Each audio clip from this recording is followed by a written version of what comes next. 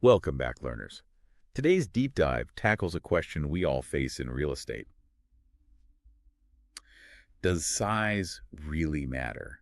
Hmm. And specifically, we're looking at this from a marketing perspective. Right. So whether you're a broker or a school owner or an association director or an agent on the ground, Yeah, this one's for you. absolutely. You sent in a whole stack of articles That's on right. property storytelling influencer campaigns, Oh, yeah. even some historical research. Oh. We got a lot to unpack. So it's interesting because while the instinct might be to flaunt square footage, Right. the more, the better, Yeah. the sources actually push back against that Okay. bigger is better mentality. Interesting. And they suggest that effective real estate marketing, regardless of property size, hinges on highlighting value. So it's not just about bragging about how many bedrooms or bathrooms a property has. Exactly. A smaller property can be incredibly desirable if marketed strategically. Okay. Think about unique features, Hmm. cost efficiency, or even leveraging a trendy neighborhood vibe. Oh, interesting. Take that tiny studio apartment. Okay. Instead of leading with, it's small, but Yeah. you highlight its cozy charm, perfect for a minimalist lifestyle. I love that. Reframing the narrative entirely. Yeah. Several articles mentioned the importance of storytelling in real estate. Yes. What exactly does that look like? Well, it's about moving beyond just listing features Uh-huh. and creating narratives that resonate with buyers on an emotional level. Right. You're bringing the property to life. Yeah, the articles gave some interesting examples like the fixer-upper story. Right. Before and after photos can be incredibly powerful. Yeah. They showcase the potential, Mhm. especially for properties that need a little TLC, Yeah. and allow buyers to envision themselves transforming the space. Another one that caught my eye was the historic gem approach, Oh, yeah. tapping into that sense of history and character. It speaks to that desire for something with Oh. a story, a soul. Mm-hmm. Original hardwood floors. Oh. Exposed brick walls, maybe even a fireplace that's seen generations gather around it. Wow. You're not just selling a house, you're selling a piece of history. Speaking of captivating audiences, several articles highlighted the rise of real estate influencers. Oh, definitely. Have they really moved beyond just fashion and travel? Absolutely. Wow. Real estate influencers are gaining traction because they can build trust and showcase properties in a fresh, Yeah. engaging way, Yeah. often tapping into niche markets. One of the articles mentioned Embassy Gardens in London. They use micro-influencers to create a buzz. Exactly. It Yeah. wasn't about pushing a luxury image, Okay. but about fostering a sense of community and belonging. They highlighted shared amenities, local events, Yeah. the overall lifestyle that came with living in that development. And then there's Bedrock Real Estate's campaign in Detroit with rapper Big Sean. Yes. A very different approach. That was a brilliant example of using a mega influencer to tap into local pride. Big Sean's Anthem of Us message resonated deeply with Detroit residents. Yeah. And it repositioned the city's image, attracting a new wave of investors and residents. Okay, so we've got storytelling and influencers. But what about the power of uncovering a property's past? Is that really a viable marketing strategy?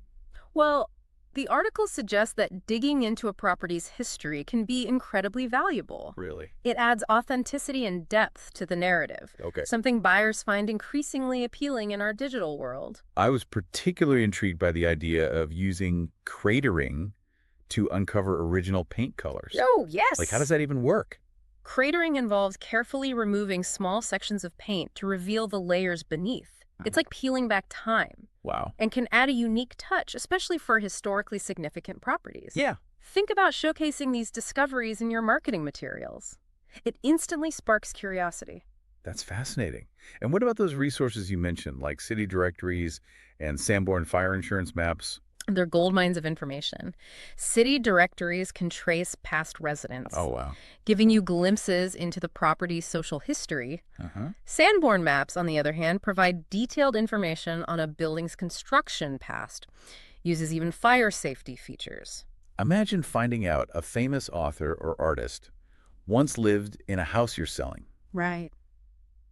Talk about a unique selling point.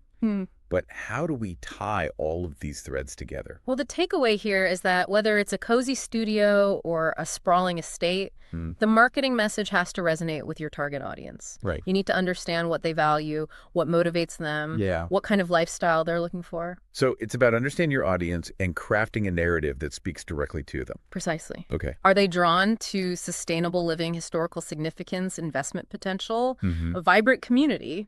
Tailor your approach accordingly. So to answer our initial question, is bigger really better in real estate marketing?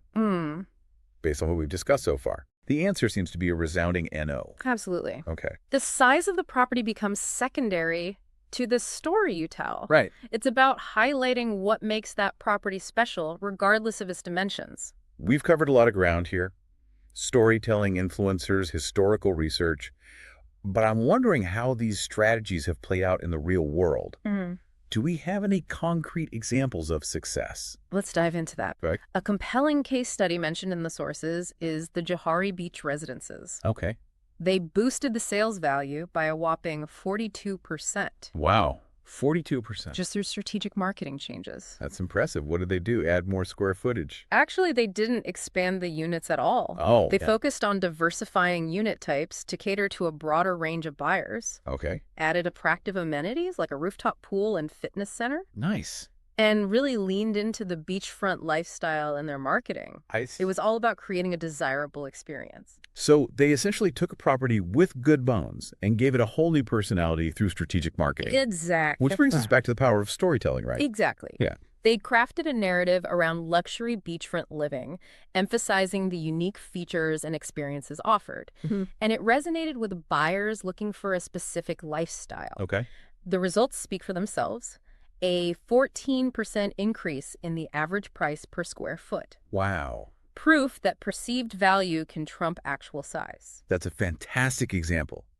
But what about individual agents? How can they apply these concepts to their own marketing efforts? It's about building a strong personal brand, one that reflects your expertise and authenticity.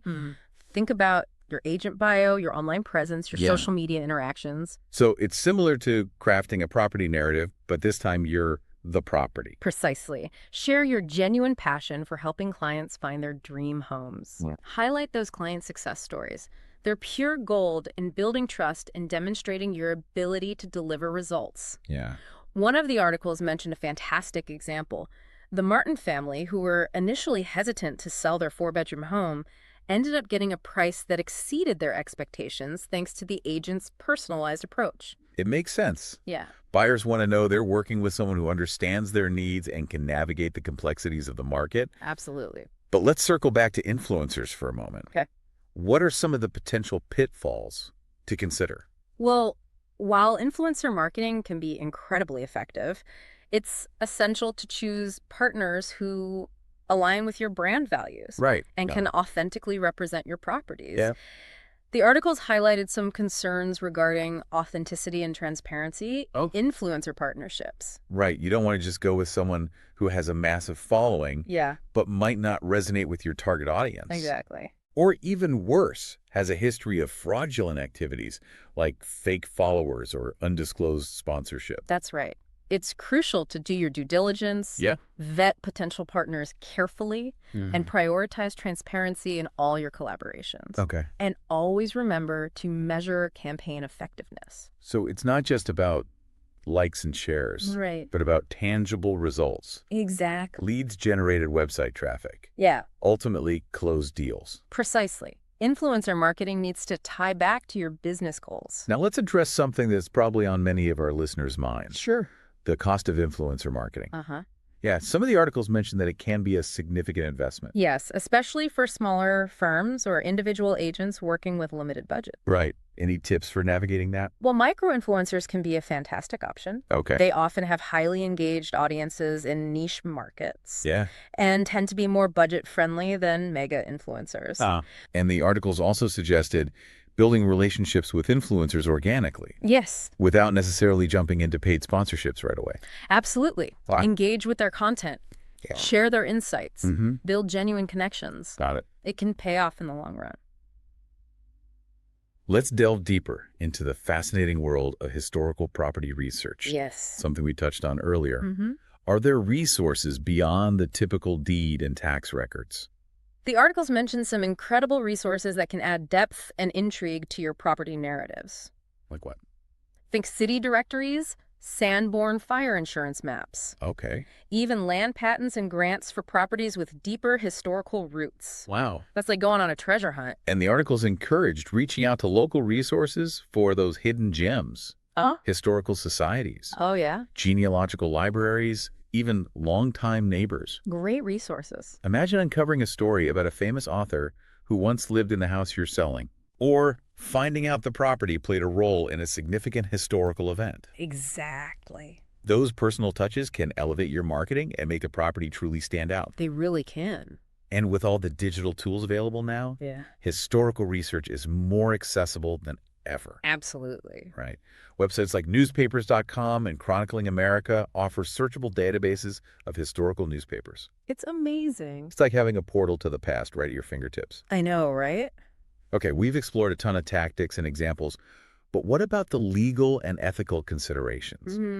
Are there specific things we need to be mindful of, especially when it comes to these more creative marketing approaches? That's a crucial point. The articles emphasize the importance of transparency in influencer partnerships, Right. especially when it comes to sponsored content. Yeah. We must disclose those relationships up front to maintain ethical standards and build trust with our audiences. And of course, we always need to be mindful of fair housing regulations and avoid making any discriminatory statements in our marketing materials. Absolutely. It's about doing business the right way, not just closing deals. I completely agree. Ethics and integrity should always guide our actions. We've covered a lot in this deep dive. We have. Busting the bigger is better myth. Yeah. Exploring storytelling and influencer marketing. Uncovering the magic of historical property research. It's been fascinating. And we even touched on the ethical and legal considerations that come into play. Very important. But before we wrap up, Okay. there's one more critical element we need to address. What's that? We've talked about crafting compelling narratives. Right. But what about the content of those stories? What resonates with buyers today? What are they looking for? Well, sustainability is a huge GE factor these days. Okay. Buyers are increasingly drawn to eco-friendly features, energy efficiency, and the overall impact their home has on the environment. So instead of just saying this house has solar panels, you weave a narrative about reducing your carbon footprint, Exactly. saving money on energy bills, and living a more sustainable lifestyle. Exactly. You're appealing to their values Yeah. and painting a picture of a more conscious way of living. Another trend is the rise of the home office. Oh, absolutely. Right. With so many people working remotely, Yes. having a dedicated workspace has become essential. It's not enough to simply say, Yeah. this house has an office. Right. You need to showcase the functionality of that space. Okay. Imagine a story about a freelancer who finally found the perfect home office setup, Okay. boosting their creativity and achieving a better work-life balance. It's aspirational, Yes. relatable, and speaks directly to the current work-from-home reality. And let's not forget the importance of community and connection. Oh, wow. Especially after the pandemic, people are craving a sense of belonging and shared experiences. So highlighting those community aspects, Yeah. shared amenities, neighborhood events, a strong sense of local pride. It all becomes crucial in your marketing. Exactly. It's about painting a picture of a vibrant lifestyle Mm-hmm. where residents can connect with others and build lasting relationships. Yeah, imagine marketing copy that says, Yeah. this isn't just a house, it's a place where you can be part of something special. I love that. Right. Yeah, That resonates on a much deeper level than simply listing square footage. it does. We've talked about how powerful storytelling can be. Yeah. But are there any potential downsides or challenges we need to be aware of? Well, one challenge is ensuring that the stories we tell are authentic Right. and resonate with the target audience. Yeah. We don't want to force narratives that feel contrived or inauthentic. So it's about striking a balance Yes, between creativity and authenticity, absolutely. making sure the stories we tell align with the property's genuine character Right. and appeal to the right buyers. Exactly. What about staying current with the ever-changing trends and technologies in marketing? It seems like there's always something new to learn. Absolutely. The real estate landscape is constantly evolving, Right. and we need to adapt our marketing strategies accordingly. So, like, what are we talking about? We've got virtual reality, Augmented reality interactive 3D tours. Oh, wow. The possibilities for storytelling are expanding rapidly. Imagine using VR know. to give potential buyers a virtual tour of a house that's still under construction, Yes. allowing them to visualize the finished space and even customize finishes. That's a game changer. It is. It's all about pushing the boundaries and embracing innovative storytelling tools to enhance the buyer experience. So to sum it all up, Yeah, effective real estate marketing is about so much more than just square footage. absolutely. It's about understanding your audience, Yes. crafting compelling narratives that resonate with them, Mm-hmm. and leveraging the latest technologies to bring those stories to life. Whether you're selling a tiny studio or a sprawling estate, Yes. the principles remain the same. Highlight value, build trust, and connect on an emotional level. We've covered an incredible amount of ground in this deep dive. We really have. From debunking the bigger is better myth to exploring the nuances of storytelling, influencer marketing, and historical property research. It's been a journey. It has. Yeah. And we even touched on the ethical and legal considerations that come into play. Of course. But before we wrap up, Okay. there's one more critical element we need to address. What's that? We've talked about crafting compelling narratives. Yes. But what about the content of those stories? Okay. What resonates with buyers today? What are they looking for? Well, one trend that's really taken center stage is this desire for sustainable living. Okay. Buyers are increasingly eco-conscious, Yeah. looking for features that minimize their environmental impact. So it's not just a niche interest anymore. No, it's becoming a core value for many buyers. Interesting. They're interested in energy-efficient appliances, solar panels, Mhm. sustainable building materials, landscaping that conserves water. So instead of simply listing those features, Right. we need to weave them into a narrative that speaks to the buyer's desire Yes. for a greener lifestyle. Exactly. Imagine marketing copy that says, imagine waking up each morning knowing your home is powered by the sun, reducing your carbon footprint and saving you money on energy bills. Oh, wow.